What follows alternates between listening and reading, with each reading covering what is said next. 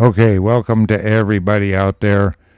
We're going to try to get this up here out of the Book of Jasher. It's in chapter 28. It's the number of generations from David to Christ. It's also the number of the sun cycle, the Julian calendar sun cycle occultic feast of the beast, which all the witches and Satanists use. 28. Okay.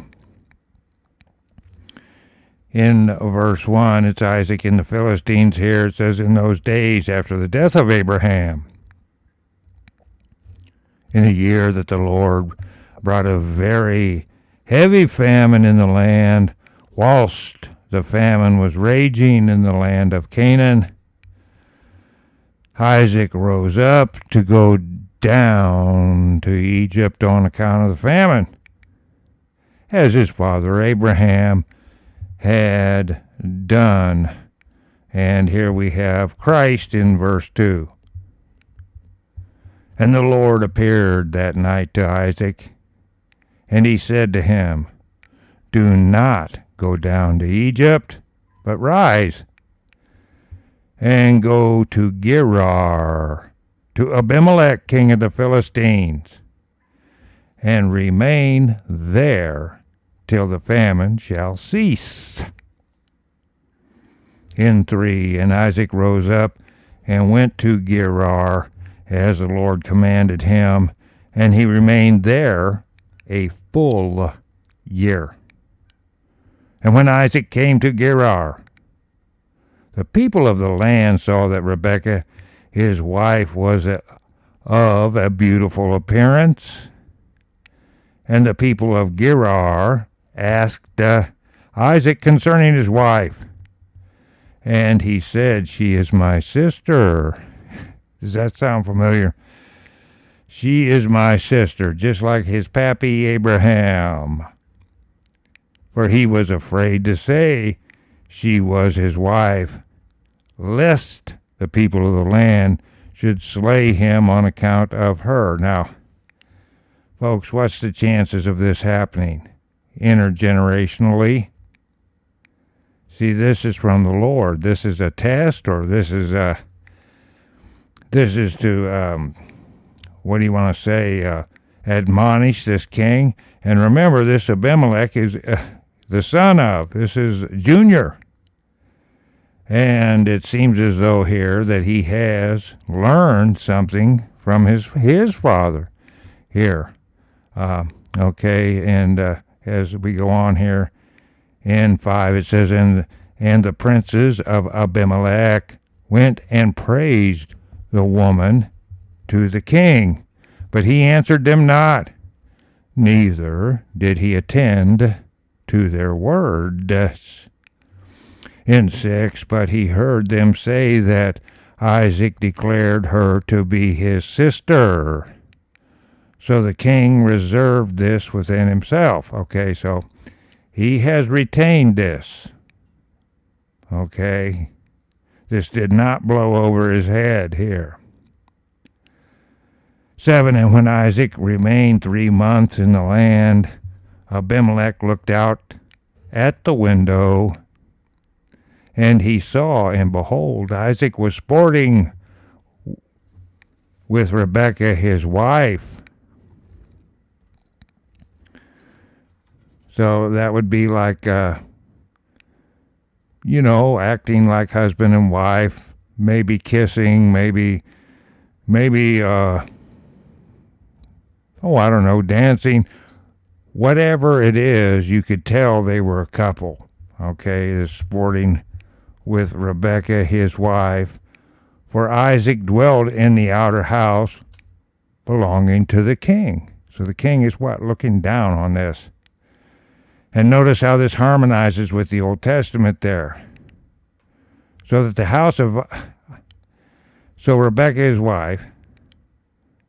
And behold, Isaac was sporting with Rebekah his wife, for Isaac dwelt in the outer house belonging to the king, so that the house of Isaac was opposite the house of the king. And the king said unto Isaac, What is this thou hast done to us in saying of thy wife, She is my sister? ? How easily might one of the great men of the people have lain with her, and thou wouldest then have brought guilt upon us. So you see, somewhere he's got a moral compass. Yeah, his father went through this heavily, and he's not going to fall for this.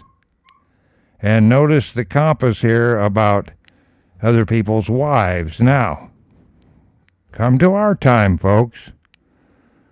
Remember what they had in country music? They were called cheating songs. Yeah. Oh, I just can't help. I'm the victim. I need to cheat. You didn't give me enough attention, so I need to cheat, And let alone the rock and roll, which has just got its satanic roots in the names of all the gods and free love and all the brainwashing that went along with tearing the culture and tearing their moral compass apart when it comes to sex. Well, Abimelech, for some reason, has a moral compass here in the cultic land of the Philistines. How can this be? How can the cultic land of the Philistines have more of a moral compass than what's going on today with your intergenerational sex and all the other craziness that's going on here in this world that we are in? And we have the world government passing the laws for intergenerational sex, mutilating people, and bestiality on top of that, okay? It's been planned, orchestrated, and here it is today. And I look back, and here's the son of Abimelech Jr., who has a moral compass. Well, good for him. You wouldst then have brought guilt upon us. Guilt from who? From God. Okay? And Isaac said unto Abimelech, Because I was afraid lest I die on account of my wife, therefore I said, She is my sister. So he did just like Pappy. 10. At that time Abimelech gave orders to all his princes and great men, and they took Isaac and Rebekah his wife, and brought them before the king. And the king commanded that they should dress them in princely garments, and make them ride through the streets of the city, and proclaim before them throughout the land, saying, This is the man, and this is his wife. Whoever toucheth this man or his wife shall surely die. And Isaac returned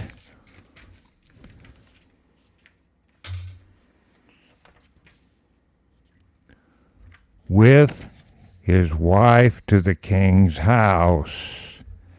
And the Lord was with Isaac, and he continued to wax great and lacked nothing. And the Lord caused Isaac to find favor in the sight of Abimelech, and in the sight of all his subjects. And Abimelech acted well with Isaac, for Abimelech remembered the oath and the covenant that existed between his father and Abraham. So he has a memory. He's taken all this into account, and it seems like this Abimelech got schooled by his father, and that he's taken it to heart. Okay, anyway, in 13, And Abimelech said unto Isaac, Behold, the whole earth is before thee. Dwell wherever it may seem good in thy sight, until thou shalt return to thy land. And Abimelech gave Isaac fields and vineyards, and the best part of the land of Gerar, to sow and reap, and eat the fruits of the ground until the days the famine should have passed by. 14, and Isaac sowed in that land and received 100-fold in the same year, and the Lord blessed him. 15, and the man waxed great, and he had possession of flocks and possession of herds, and great store of servants. So you see, here's the famine all around, and the Lord is what? Taking care of his people here. Okay? He's taking care of this God-fearing young man who's been schooled by his dad. He's been schooled by Shem and Eber, and he fears the Lord, and here he is being protected during the days of famine. Okay, now in 16 we have Isaac returning to Canaan. Then it says, and when the days of the famine had passed away, the Lord appeared to Isaac and said unto him, Rise up, go forth from this place, and return to thy land, and to the land of Canaan. And Isaac rose up and returned to Hebron, which is in the land of Canaan, he and all belonging to him, as the Lord commanded him. And I'll say it again, that's Christ appearing to him. And here's this character going to die as Shelach. 17, and after this Shelach, the son of Arpachshad, died in that year, which is the 18th year of the lives of Jacob and Esau. And all the days that Shelach lived were 433 years, and he died. 18, and at that time Isaac sent his younger son Jacob to the house of Shem and Eber, and he learned the instructions of the Lord. And Jacob remained in the house of Shem and Eber for 32 years. And Esau his brother did not go, for he was not willing to go, and he remained in his father's house in the land of Canaan. Now here we have we have twins. One is ready to study for 32 years. The other will not study. Is that not the same problem we have today? We have Esau's all around that don't want to study, okay? And I'm telling you, this history book is just full of people that are studying. Jesus Christ himself was quoting the Old Testament and reading the Old Testament, okay? All the saints in the New Testament read the Old Testament aloud, quoted it over and over, as it is written, as it is written. See, people have always been studiers, and they always learned. And here you see this is quoted over and over. All the saints studied these kind of documents. They studied Enoch, they studied Jasher, they studied Genesis, they studied all of it. The books of Moses, yes indeed. They were not uneducated people. As a matter of fact, people staring at their gizmo computer that can't even write, and they can't even do simple arithmetic. Okay, so, and they call themselves educated because of their computer gizmo thing that they're staring at as it's radiating you with the 5G. So anyway, he remained in his father's house in the land of Canaan. And Esau was continually hunting in the fields to bring home what he could get. So did Esau all the days. And Esau was a designing and deceitful man, one that hunted after the hearts of men and inveigled them. And Esau was a valiant man in the field, and in the course of time went as usual to hunt, and he came as far as the field of Seir, the same as Edom. Now look at this guy. You were going to talk about Jacob's deceit? See, Jacob's deceit was given by God Almighty through his mother. All right, so these things that happened, you can't sit there and blame it on Jacob. This is the way God designed it. But here we have, look at this heart exposed here of Esau. This is not a good synopsis of this person. He is against God. He will not study under Shem and Eber. What a chance, folks. What a chance that you have the doctrine of Shem and Eber and you won't study it, but you insist on going back to the Babylonian religion. Hey, that's the same problem you got today. Don't look down your nose at Esau when you won't study out there, whoever you are. I mean it. You don't want the Bible? No. No, we don't want the Bible. No. We're going to listen to our gizmo. We're going to listen to the TV set. We're going to listen to Bill Gates, who doesn't know anything. He's just a pencil neck. We're going to listen to Fauci. You know, we're not going to study the Bible. We're not going to know prophecy. We're going to sit in our steeple in our child trafficking church. We're going to sit there and flop around and wave our hands all around and run up and down the aisle and then go up to the altar and maybe get some water sprinkled on us and be stupid. Stupid. Okay? So don't look down your nose at Esau if you're not 100% in.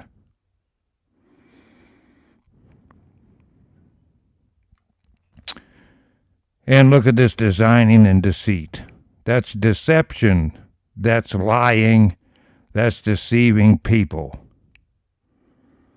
All right, in 21, and he remained in the land of Seir, that's Esau, hunting in the field 1 year and 4 months.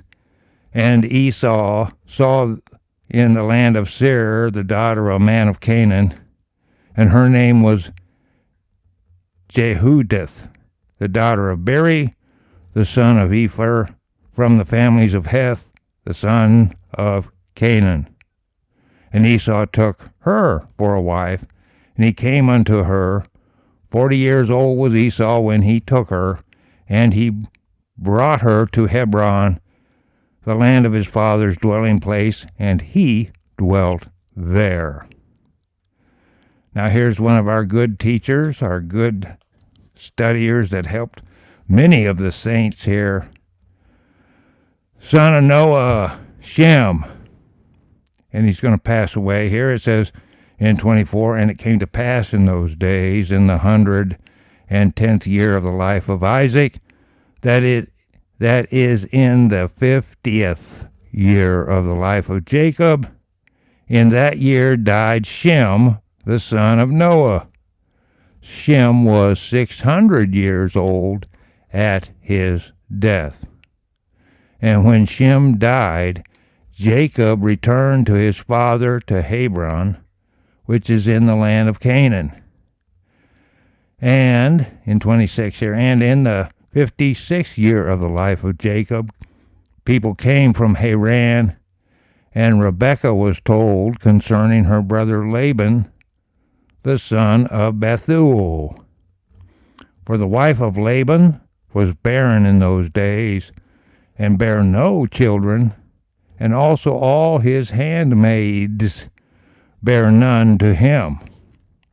28.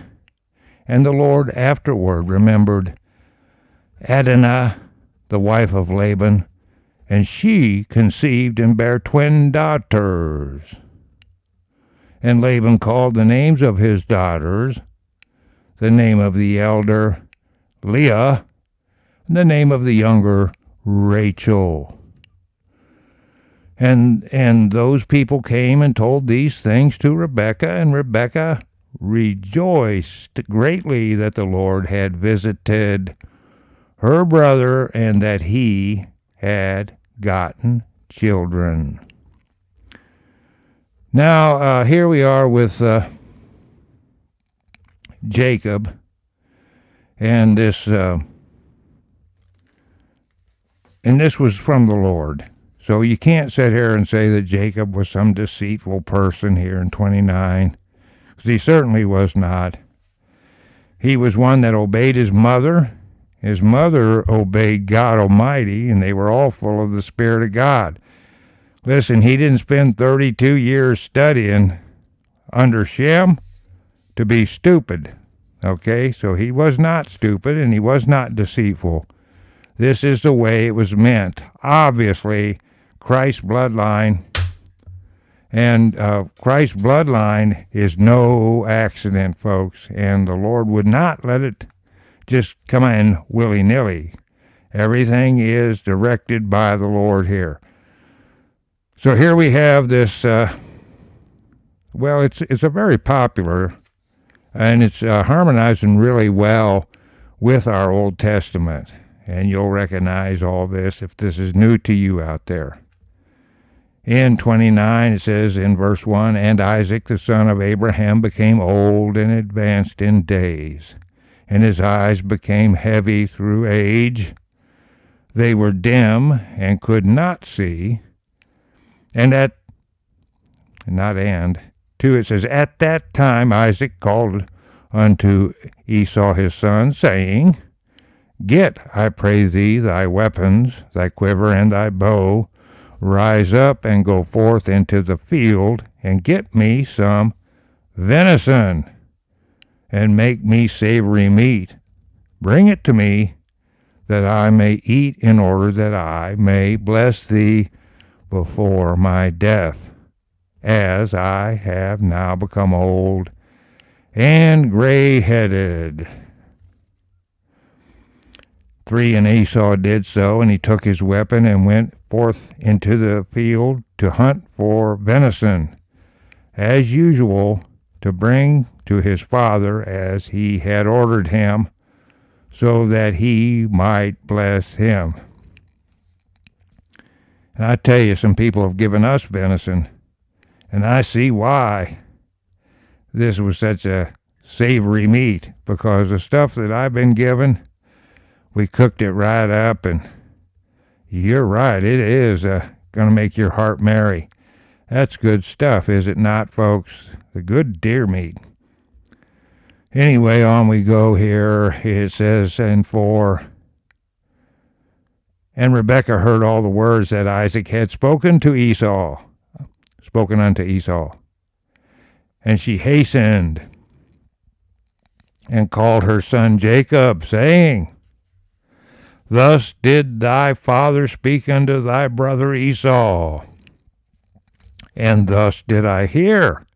Now therefore hasten thou and make that which I shall tell thee." See how this harmonizes with the Old Testament, folks. 5, "Rise up and go, I pray thee, to the flock, and fetch me 2 fine kids of the goats, and I will get the savory meat for thy father. And thou shalt bring the savory meat, that he may eat before thy brother shall have come from the chase, in order that thy father may bless thee." So he's out chasing the what? The deer.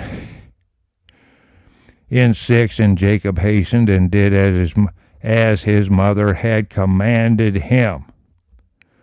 And he made the savory meat and brought it before his father, before Esau had come from his chase. 7, "And Isaac said unto Jacob, Who art thou, my son? And he said, I am thy firstborn Esau. I have done as thou didst order me.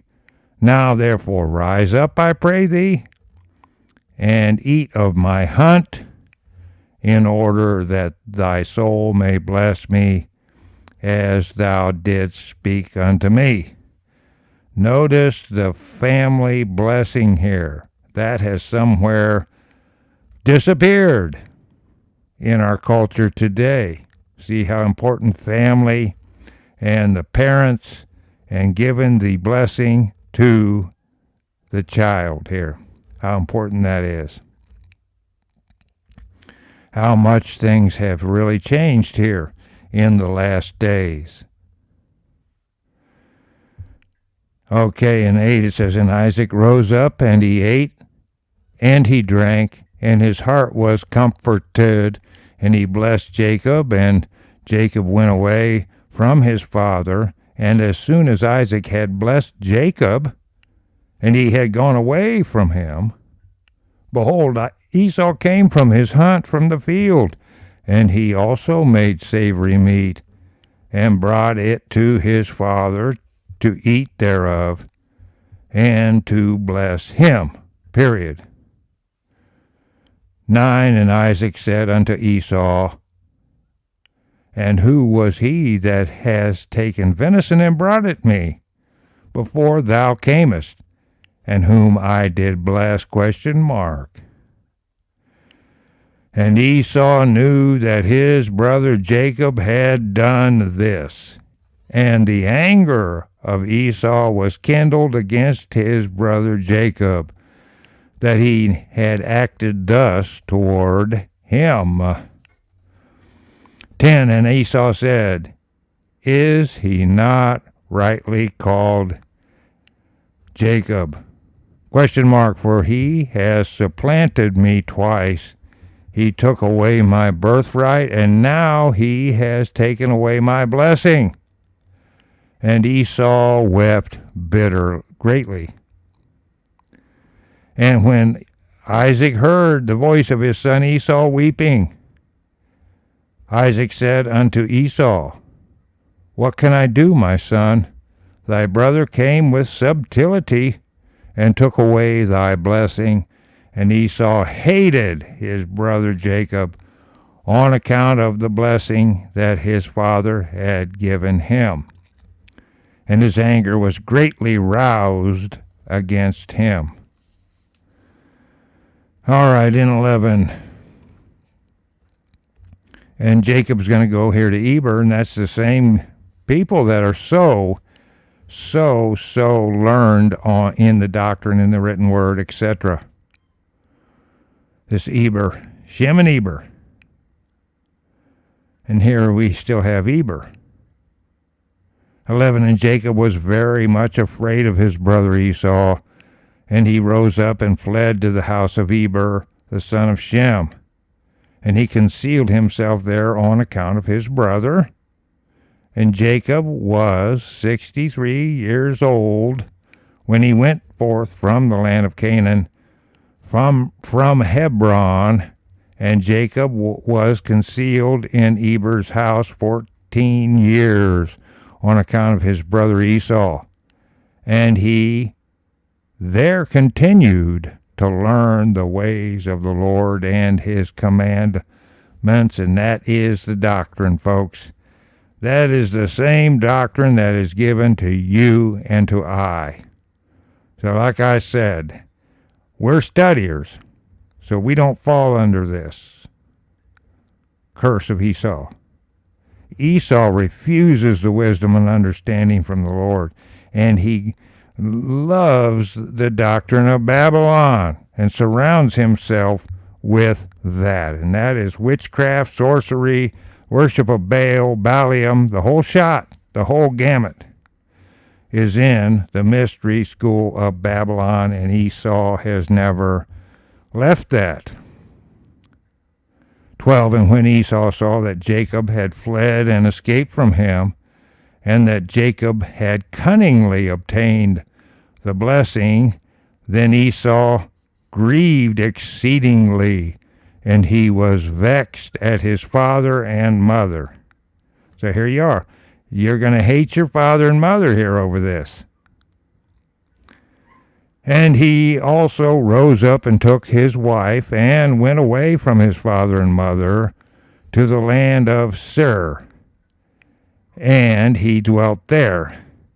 And Esau saw there a woman from amongst the daughters of Heth, whose name was Basmath, the daughter of Elon the Hittite.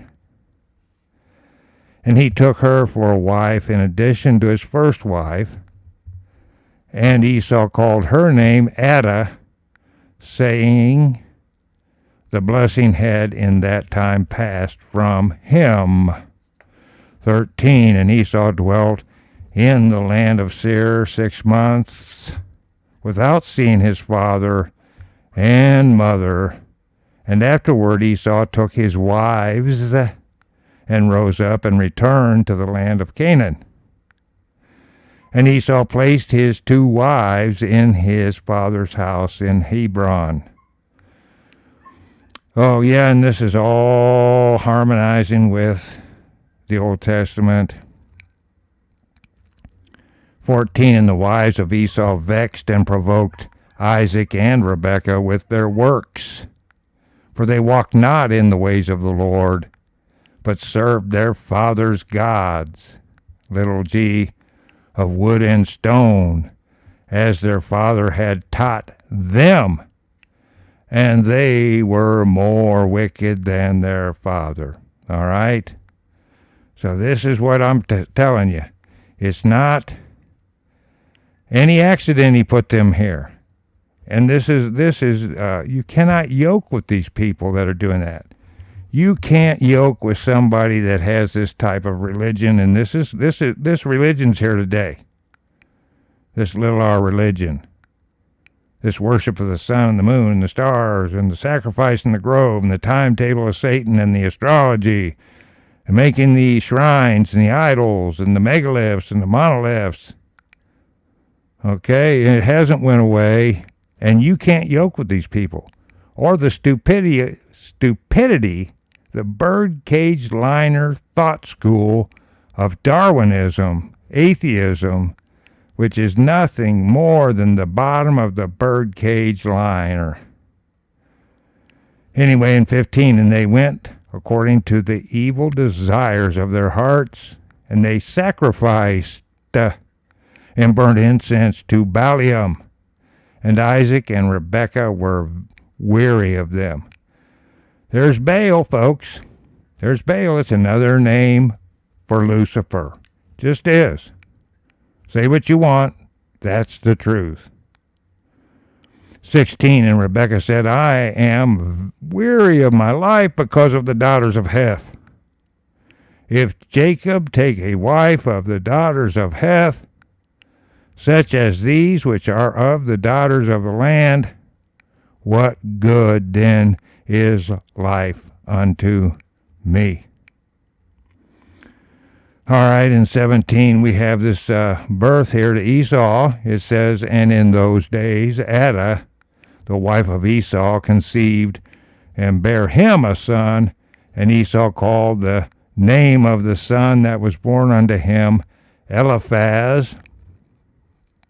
And Esau was 65 years old when she bare him. And 18, we have Ishmael dying.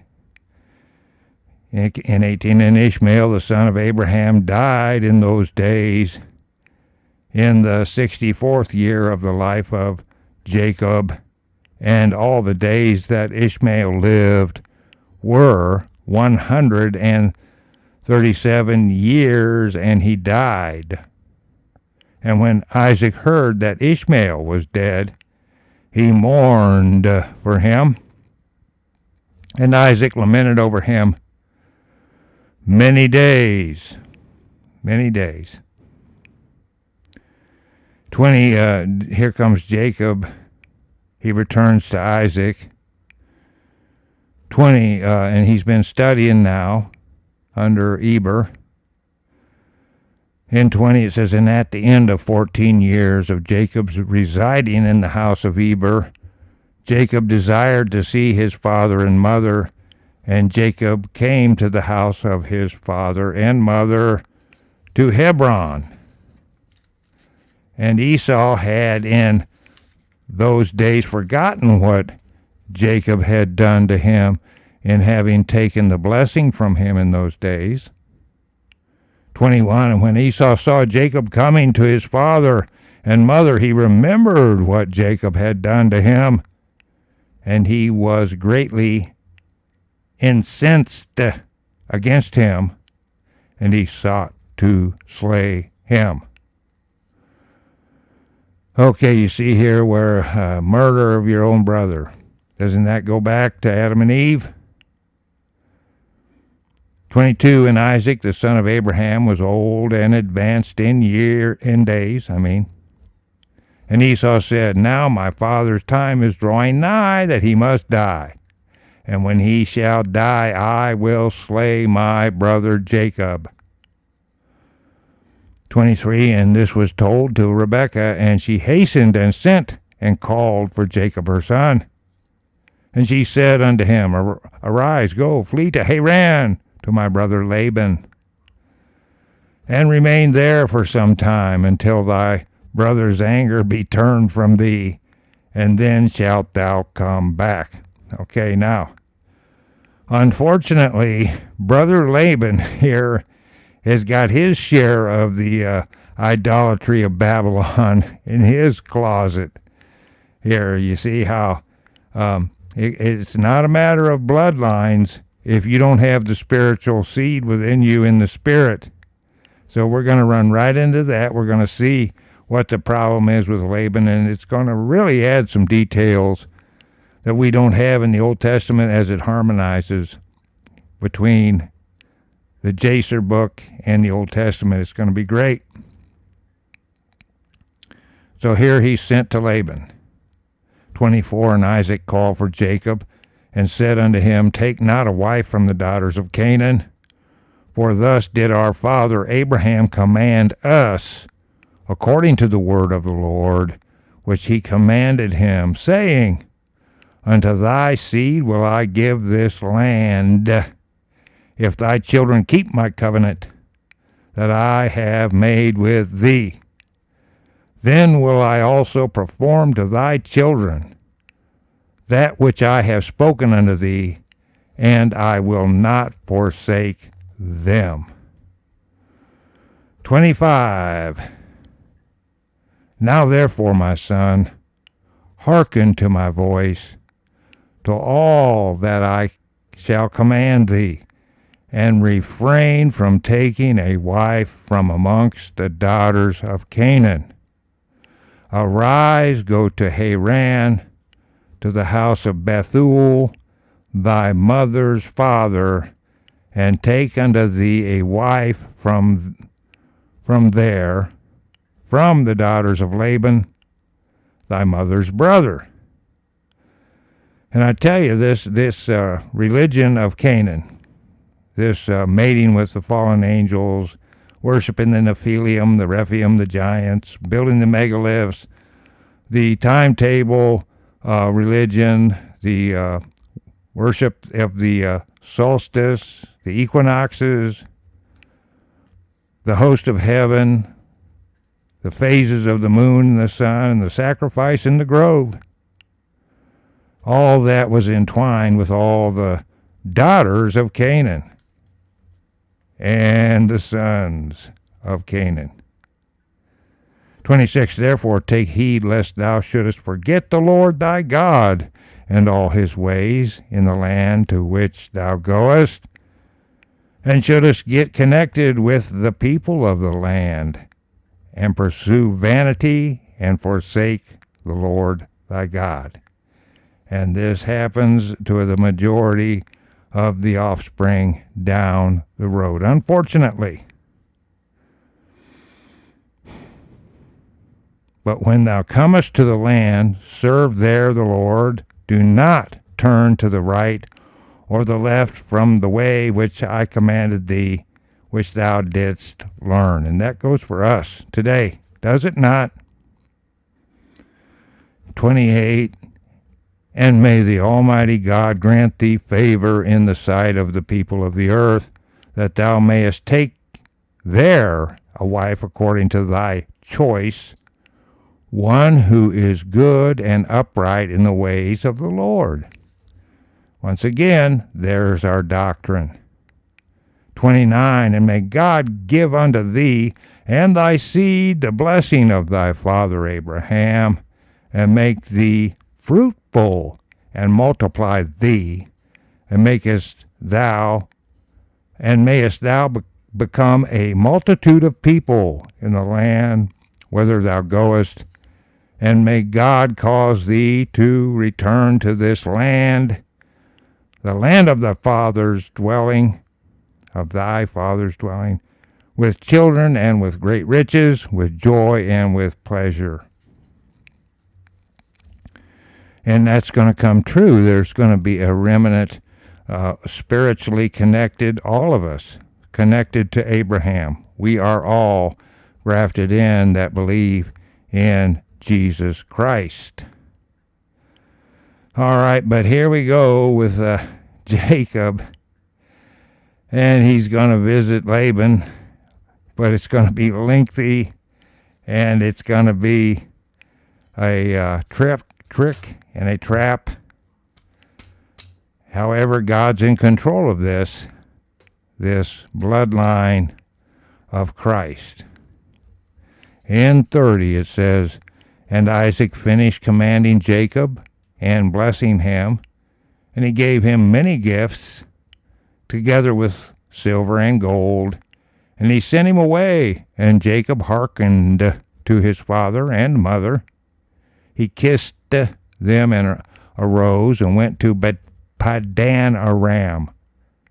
And Jacob was 77 years old when he went out from the land of Canaan, from Beersheba." And of course, that Beersheba, that's the well in the great place where Abraham dwelled there.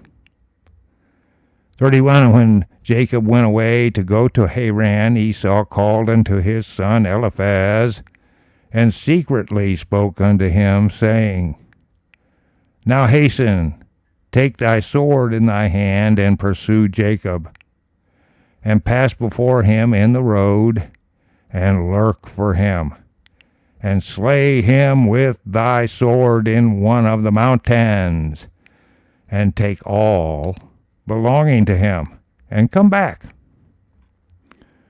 32, and Eliphaz the son of Esau was an active man, and expert with the bow, as his father had taught him. And he was a noted hunter in the field, and a valiant man. 33, and Eliphaz did as his father had commanded him. And Eliphaz was at that time 13 years old.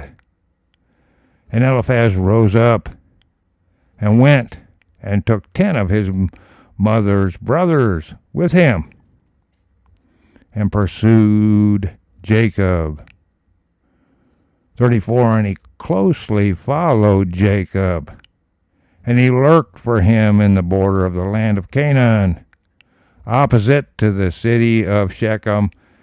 And we will be getting into this Shechem here as this history rolls on, like the Old Testament does, referred to back here in the out of the Old Testament, and this history book and how it intertwines. And it's also talked about there in the New Testament, this trek, this Shechem, and there was a great rape there at Shechem. And they had the occult religion, little r. 35, and Jacob saw Eliphaz and his men pursuing him, and Jacob stood still in the place in which he was going, in order to know what this was, for he did not know the thing. And Eliphaz drew his sword, and he went on advancing, he and his men, toward Jacob. And Jacob said unto them, "What is to do with you that you have come hither, and what meaneth it that you pursue with your swords?" 36, and Eliphaz came near to Jacob, and he answered and said unto him, Thus did my father command me, and now therefore I will not deviate from the orders which my father gave me.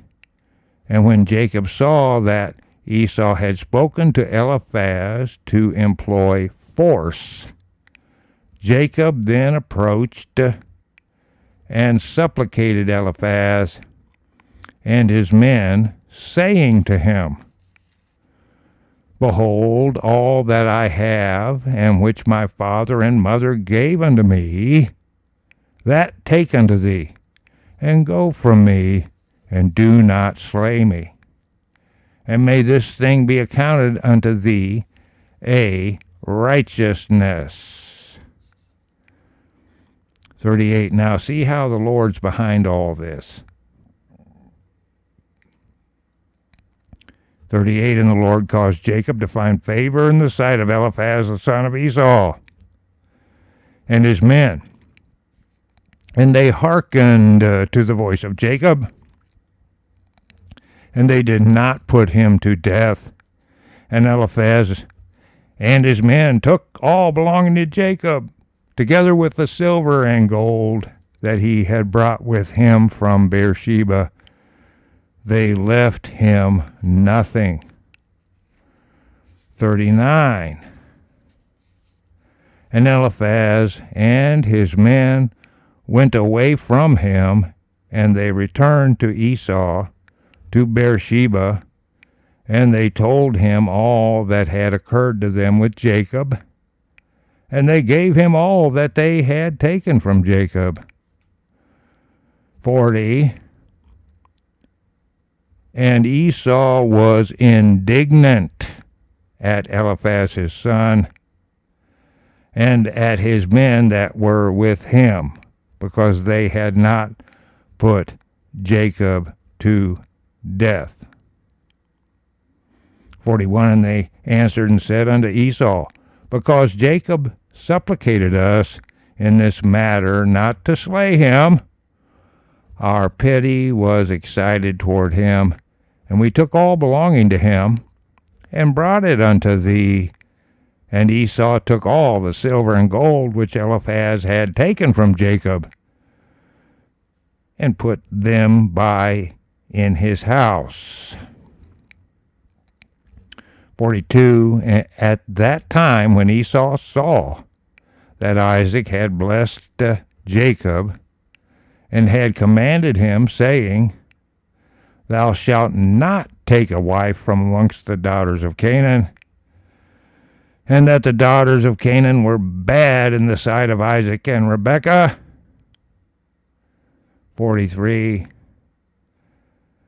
Then he went to the house of Ishmael his uncle, and in addition to his older wives, he took Machloth, the daughter of Ishmael, the sister of Nebaioth, for a wife. And you see, these wives all have this mystery school religion that we're describing.